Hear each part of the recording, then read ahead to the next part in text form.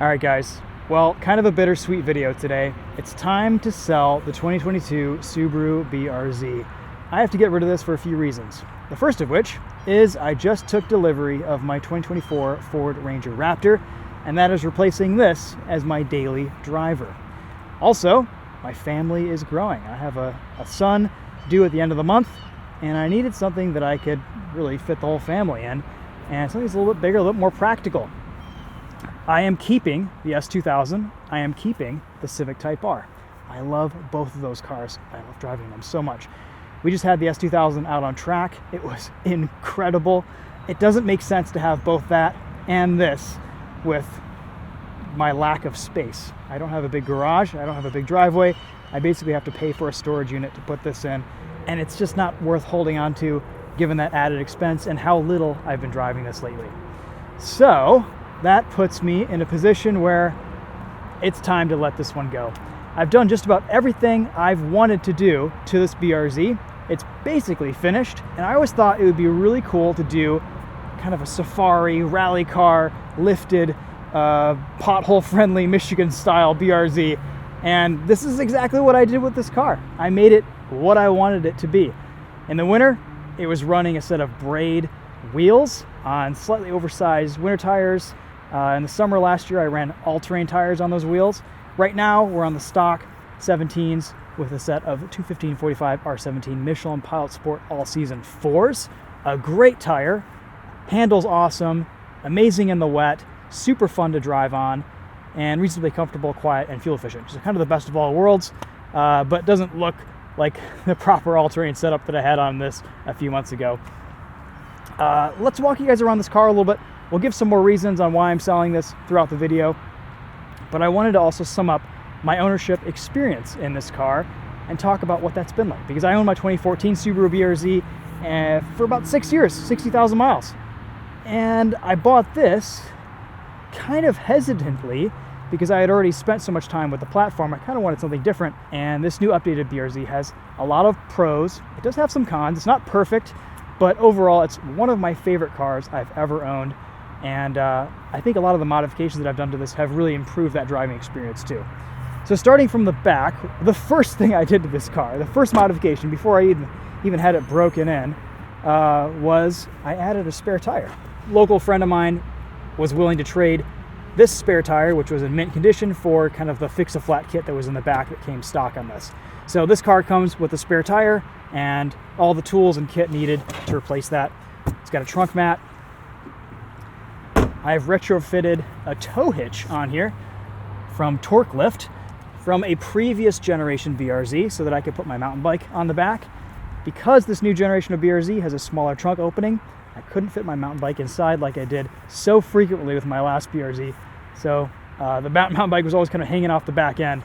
This has a set of Subaru OEM mud flaps, which do an amazing job keeping all the dirt and rocks and stones from hitting the side of this car. This doesn't have any rock chips on it. It's amazing. There's a little scuff here from a cone from a rallycross, and the front end is PPF'd. Overall, this is pretty clean. It's ceramic coated. There's a little chip right here. I have no idea what happened here. There's a little bump from something or other. But for the most part, this car is almost spotless. It's in really good shape. Underside's a little bit dirty just because driving down dirt roads and stuff. But there's no rust. It got crowned pretty much at the beginning of its ownership. So driving in the winter through the salt and the snow, didn't have anything to worry about. No rust there because it all has this nice oil coating underneath, and it's hardened and kind of solidified with all the dust that's underneath too. When I first bought this car, I did track it a couple times. I was kind of disappointed with its performance on track. It cut power pretty quickly and got kind of hot, and I realized that unless if I do some cooling modifications and brakes and some other stuff that I really wasn't willing to sacrifice for streetability, that this wasn't really going to be a track car. So I still have these DBA 4000 rotors on here, but I have the OEM pads back on here, which the bite is terrible, but they don't dust, and they're still pretty much at 10 millimeters or something. They're really thick. So we've got kind of a mishmash braking setup. Brake fluid's pretty fresh in there. But I haven't really tracked this more than a couple times at Gingerman Raceway. It's mostly been a street car for me. Other modifications. This has a limited slip differential from a 2017 BRZ, a 4.3 instead of the 4.10 that came with this. Helps improve acceleration. You shift a little bit more around town. I think it makes this car a lot more fun and enjoyable to drive. We have an exhaust from MRT. This is the Street Touring Axleback. Sounds nice, a little bit louder than stock, pretty muted tone if I'm being honest. And that's paired nicely with an FT86 Speedfactory unequal length catted header in the front.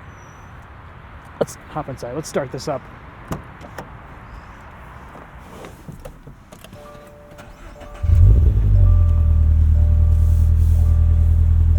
Lots of oil changes. Trans oil's been changed, diff oil's been changed, replaced with Redline. I did put a wireless CarPlay adapter in this car, and that's probably one of my favorite modifications, along with this. It's just a Magsafe phone mount. Got it on Etsy, and it kind of pressure fits into this section here, and it's really useful, really practical. I also disabled the active sound in this car. That was actually the first mod I did. Straight off the dealership lot, I just unplugged that module, and no more fake engine noise, which is great. I love this interior. It's a great sports car interior. I wasn't as sold on this car when the initial photos came out. I thought, oh, it's kind of a bit more bland of an interior space, but sitting in it, living in it, it's hard to beat this driving position south of anything from Porsche. The seats are amazing, super comfortable, a little bit extra bolstering in this new generation, and I actually really like the cloth because this is a BRZ Premium. It's the base model. Very simple controls, lots of physical buttons, handbrake, limited slip diff, front engine, rear drive. It's the formula for the perfect sports car.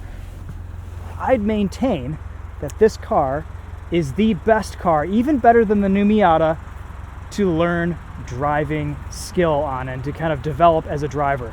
If you're going to start tracking or autocrossing your car, the BRZ is the most forgiving, it's the most fun, and it's kind of the most budget oriented vehicle. Or if you just want something to daily drive, it's just a blast. It works in the winter, it's practical enough, you've got rear seats, you've got a good amount of trunk space. It's the best usable one sports car solution. World Rally Blue was a bit of a departure for me. I didn't really get to choose the color of this car because when I bought it, it was a special order that had been, the guy who was going to buy it before me backed out of it. I got a phone call because I was on a list, and I jumped on it. So I probably would have bought a limited with the higher trim stuff, but honestly, I haven't really missed much of that. I'm not a big fan of heated seats, and would have been nice to have the 8-speaker sound system, maybe a couple other things, but ultimately, I think this car in kind of its most basic form is a bit more of a pure driving experience, a little bit lighter weight too. Let's pop the hood, take a look in the engine bay.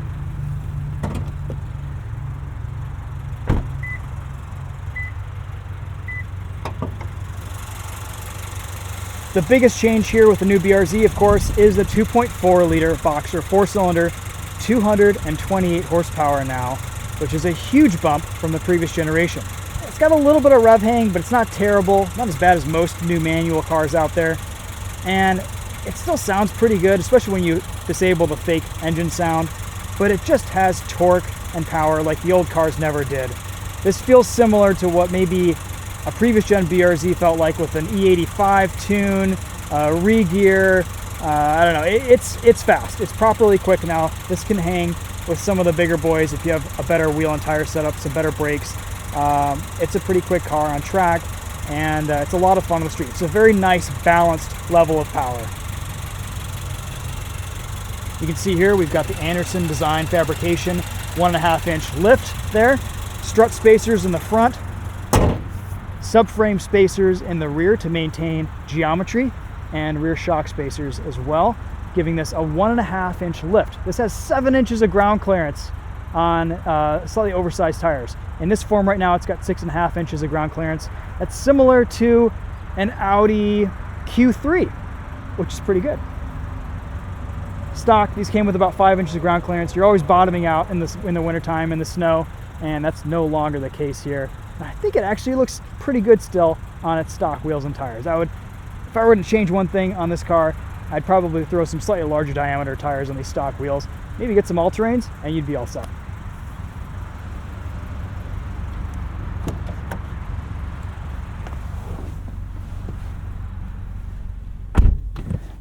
back seats. Kind of a surprise, I was able to fit my son in the back with the rear-facing child seat, no problem. Of course, I had to move the front seat all the way forward to get access, but there is just a ton of room. I was actually considering a BMW M2 before I bought this, and the M2, I physically couldn't get my car seat in the back. Frequently, the seat just didn't move forward enough. This, no problem. Of course, you can't have a passenger with that in there, but as a solo dad and dude thing, it worked out really well. Though, fitting 2 kids back there, forget about that. I'm not willing to mess up my driving position every time I need to get my son in and out of this. Okay, enough sitting around and talking. Let's go for a drive, and let's talk about the BRZ.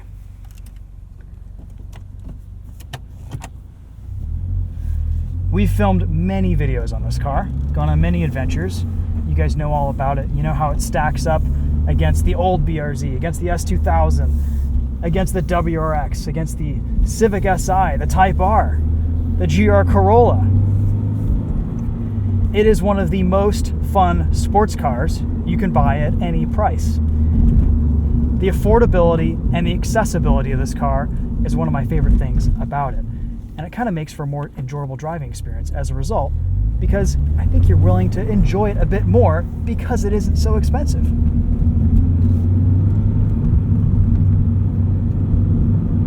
Oh, it's so well balanced. It's so neutral. The power and the handling dynamics of these new BRZs and the new GR86, it's the big win here compared to the old generation. There isn't as much feedback, as much feel, as much visceral driving enjoyment here with this new generation, but it's pretty darn good, and it's just such a well-balanced platform. The thing I like about the BRZ over the GR86 is the ride quality. For our really rough, bumpy, potholed Michigan roads, this BRZ rides great. Feels like a Toyota Camry over bumps. It's amazing. It's very, very soft. We're on complete stock suspension with these lift spacers that accommodate for geometry and everything, camber, caster, all that stuff. So it's basically stock ride quality, which is great.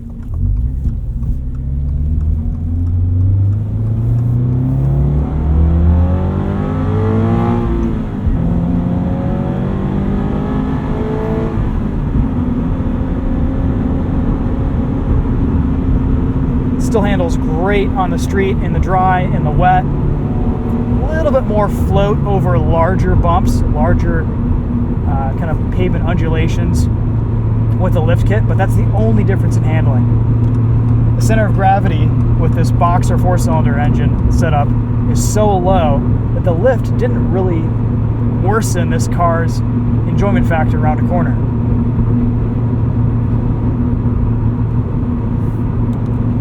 Pretty quiet on the highway compared to the stock Michelin Pilot Sport 4S, and even the Michelin Primacies that come on this car standard. These Pilot All Season 4s are a little bit quieter than both of those options. Not a ton of wind noise. This is actually a pretty good road trip car. I've averaged about 31 to 33 miles to the gallon on the highway in this on longer trips. On a daily basis, this kind of goes between 25 to 28 mpg with regular use in a mix of city and highway. Premium is required. The fuel tank isn't huge, so you're getting around, if not a little bit less than 300 miles per tank. But visibility is excellent. And I just love this interior. It's a simple, focused sports car interior. It doesn't detract or distract from the driving experience. Everything is where you'd expect it to be. It looks cool. I even like the digital gauges. I wasn't sold on them at first, but they've grown on me.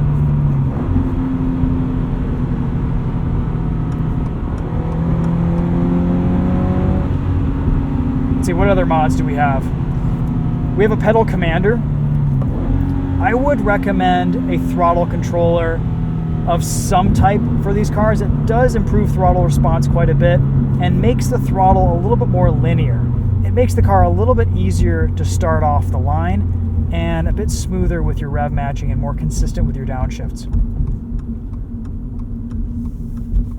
The unequal length header did improve throttle response quite a bit, and I've kind of gone back and forth between enabling and disabling the pedal commander on this, but overall I think it's a worthwhile mod. The BRZ, the 8.6, the GR86, they've always had just a little bit of uncertainty with the clutch operation. They kind of have vague clutch feel. They're not the smoothest cars to drive, but I feel like in this form, with this setup, with everything that I've done, this is about as smooth as I've ever gotten a BRZ. And it's pretty satisfying. This has an MTEC clutch helper spring, which did help clutch feel. I removed the spring at first, and I think the clutch was just a little bit too heavy. It didn't match up with all the other control weights in the car, from the steering to the shifter. I didn't like it. So I couldn't get the stock spring back in there. Therefore, I ordered the MTEC, and I've been pretty happy with that. It feels pretty good.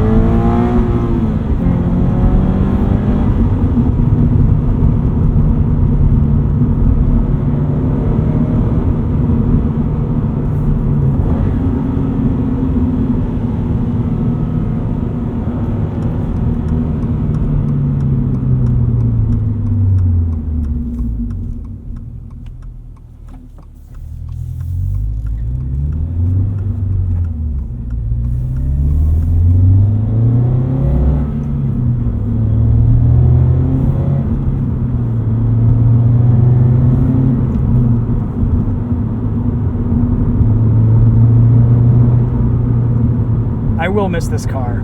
It is really good. It's kind of everything I've wanted a BRZ to be.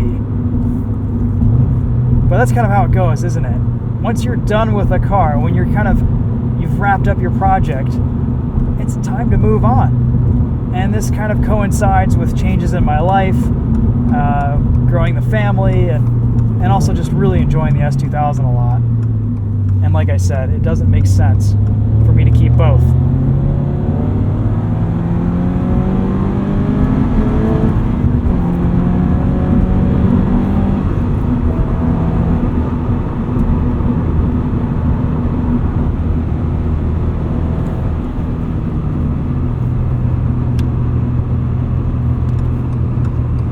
Also, driving Mark's 2014 BRZ a couple months ago was kind of eye-opening. I really enjoyed driving that car. I thought it was a little bit more fun than the new cars. It was super slow, didn't have any power, didn't have any guts, but the interaction, the steering feel, the way the engine kind of vibrated through the cabin, the induction noise, the engine sound, it all came together to make for a pretty nice and a little bit more involving driving experience. And I think that's the big trade-off with this new BRZ versus the old BRZ. A little bit less involvement, but a better handling package and a more powerful car with better balance overall. So it kind of depends on what you're looking for. You know, the old BRZs have still held their value really, really well.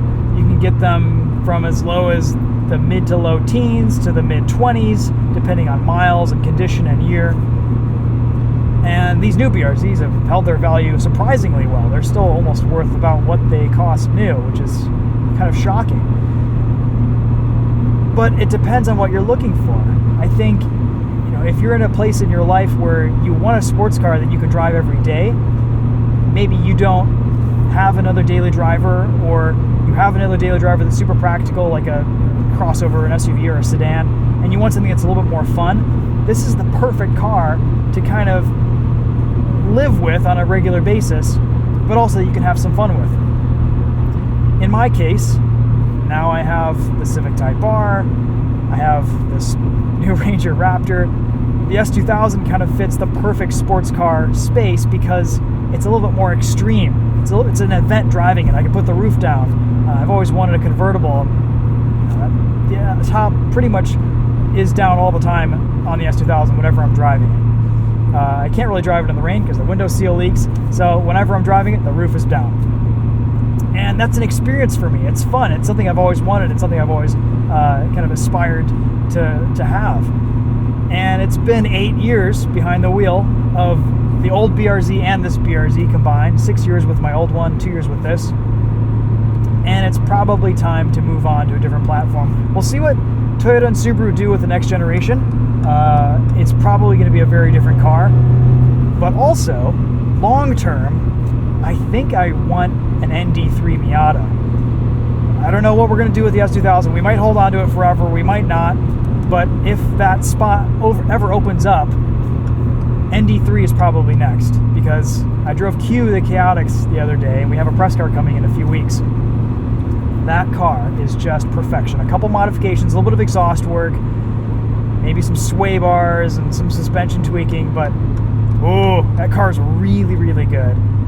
And I'm not at a place where I can comfortably go out and buy a Porsche, and everything else just doesn't quite satisfy me the way this car has, the S2000 has, the Miata has. I think a Miata might be next.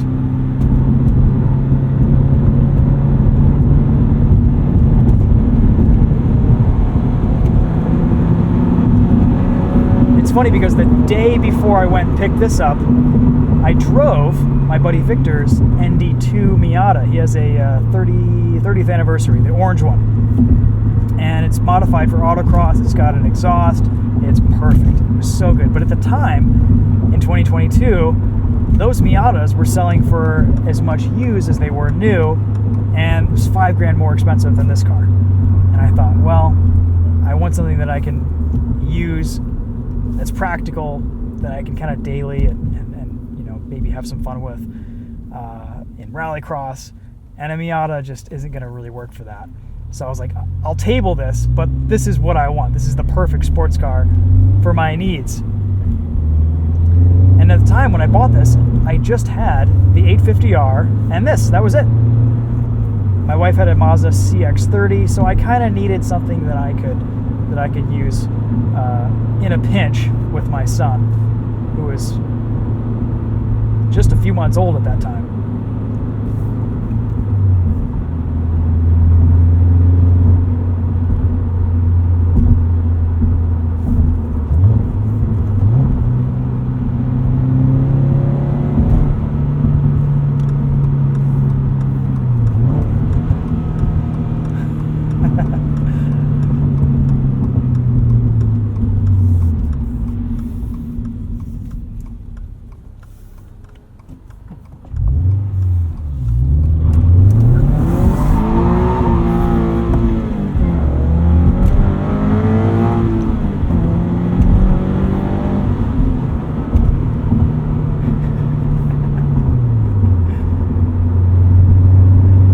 Never raced, garage kept. I know what I have. No low ballers.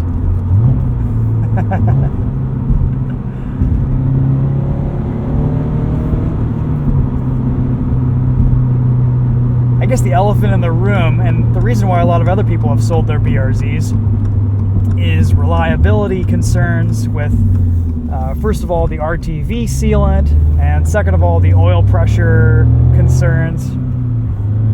I don't know. I'm not completely convinced that those are huge issues worthy of getting rid of a car. If you go on the internet, you can search pretty much any car, and there are problems of similar severity. I know plenty of people who track their Gen 2 BRZs and GR86s, and they haven't had any issues. There are solutions if you want to track your cars now between a little bit extra oil, different baffle, oil pan. While you're in there, you can probably clean out the RTV too, and AccuSump, stuff like that. So the problem is solved now through the aftermarket, which is great. But at the end of the day, it's never been really that much of a concern. I figure while you have a warranty, I'm not really going to worry about it that much. And because I've really only tracked this car twice, and it hasn't really been on a sticky set of tires very much. I'm not too concerned about the oiling issues.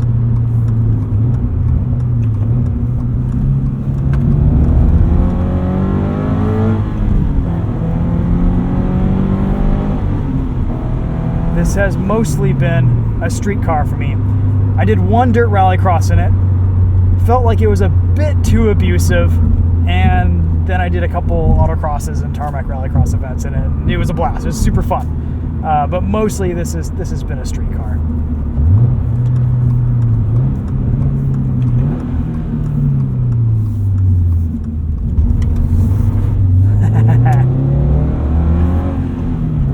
It feels so lightweight, so nimble, so agile, in a way that just about every new car doesn't.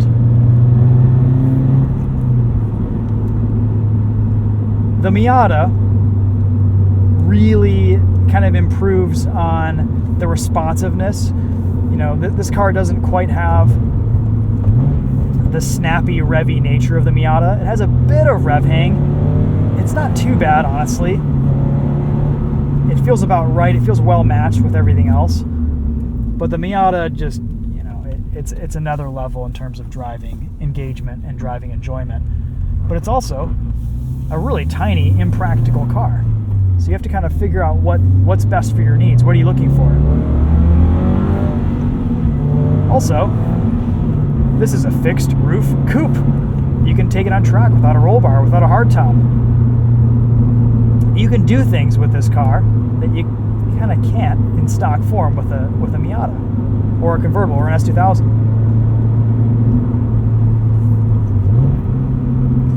And that's kind of one of my favorite things about these BRZs, is that you can build them and set them up to just about whatever type of driving scenario or discipline you want. And that's why they make great learner cars.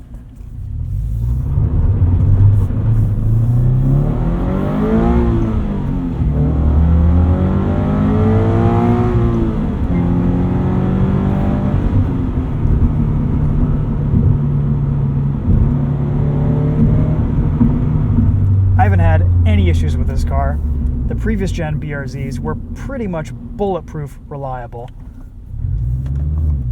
As long as you do frequent oil changes, you don't modify the engines too much, you're in really good shape. And I think the second generation will prove to be pretty reliable as well.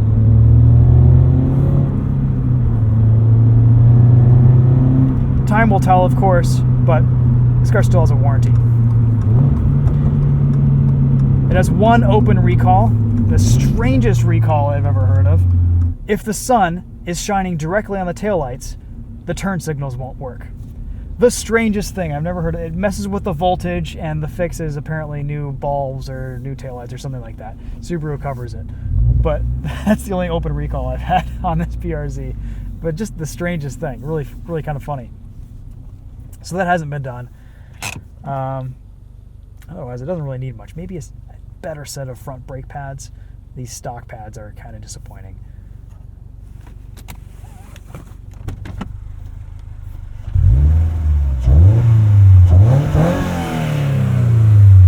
Exhaust sounds good. Spare the interior of all this dirt next to me. There we go. That's better.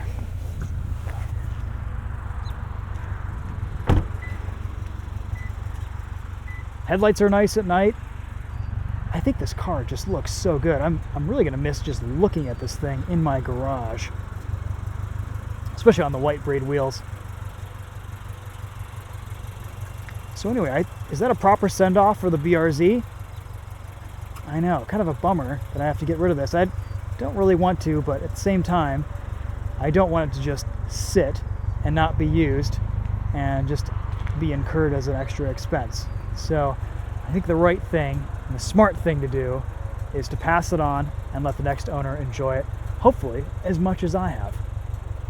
So I think we'll leave things there. We'll go for a little bit more of a drive.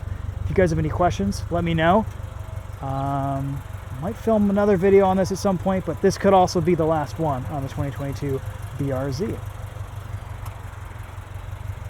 We filmed a lot on this car. I've done I think just about as many videos on this as I did in my 2014. Maybe a little bit less.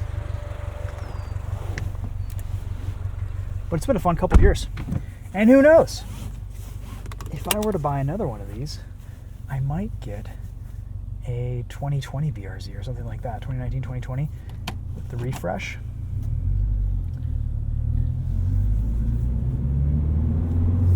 This car wouldn't be that expensive or complicated to replicate again. But again, there are some inherent advantages to the second gen BRZ.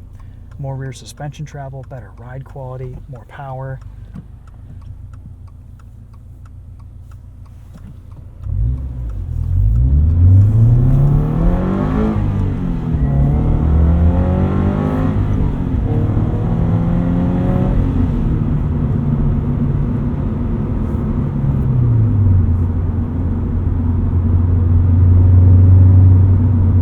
It is fun.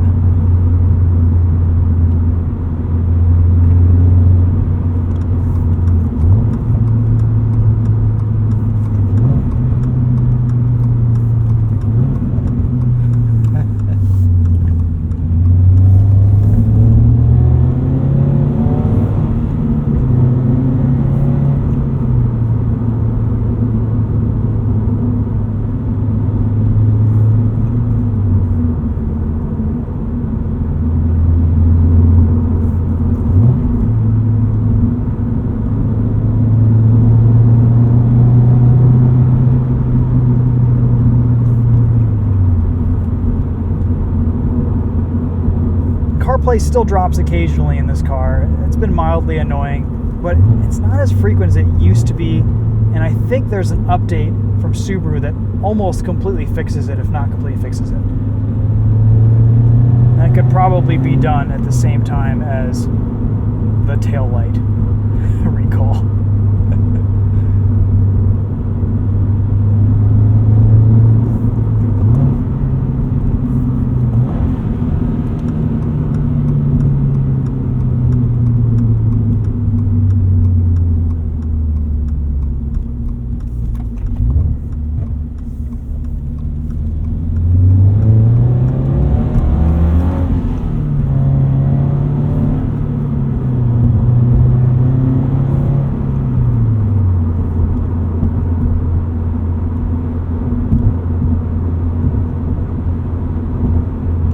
Guys, well, as we ride into the sunset, that's it for this one. Thank you so much for watching.